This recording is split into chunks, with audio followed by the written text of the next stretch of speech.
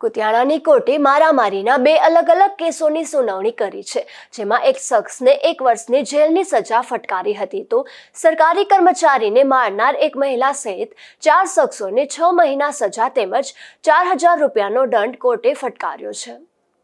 વર્ષ 2022માં હેલાબેલી ગામ ખાતે મારામારીનો બનાવ બન્યો હતો, જે અંગેનો કેસ ચાલી જતા સરકારી વકીલ જે.કે. પંડ્યાની ધારદાર રજૂઆત બાદ આરોપી હર્ષદ સોમા મકવાણાને કોર્ટે 1 વર્ષની જેલની સજા તેમજ 2000 રૂપિયાનો દંડ ફટકાર્યો હતો। ઉપરાંત આ કેસમાં દંડ ન ભરે તો વધુ 1 મહિનાની જેલની સજા ફટકારી હતી। તો બીજી તરફ વર્ષ 2021માં કુતિયાણા શહેરમાં પોલીસ સ્ટેશનમાં ફરજ બજાવતા પોલીસને મારવાની ઘટના બની હતી, જે અંગેનો કેસ પણ ચાલી જતા કોર્ટે મહેશ રવજી, શૈલેષ રવજી, રવજી પરબત અને દક્ષાબેન રવજી સહિતનાઓને 6 મહિના સજા તેમજ 4000 રૂપિયાનો દંડ ફટકાર્યો હતો।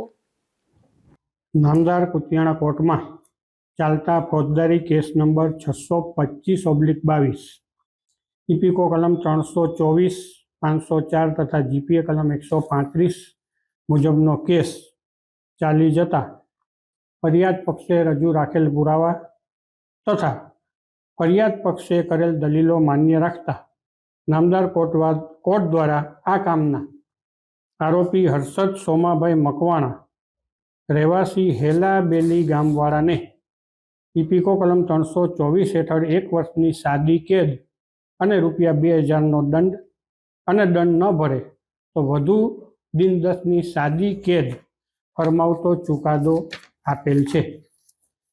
અન્ય એક કેસ કુતિયાણા કોર્ટમાં ચાલી જતા આ કામના આરોપીઓ મહેશ રવજી, શૈલેષ રવજી, રવજી ઉર્ફે રવિ પરબત, દક્ષાબેન વગેરે આરોપીઓને આ કામે ઇપીકો કલમ 323ના કામે તકસીરવાન ઠરાવી દરેકને 6 માસની સાદી કેદ અને દંડની સજા ફરમાવતો હુકમ કરેલ છે।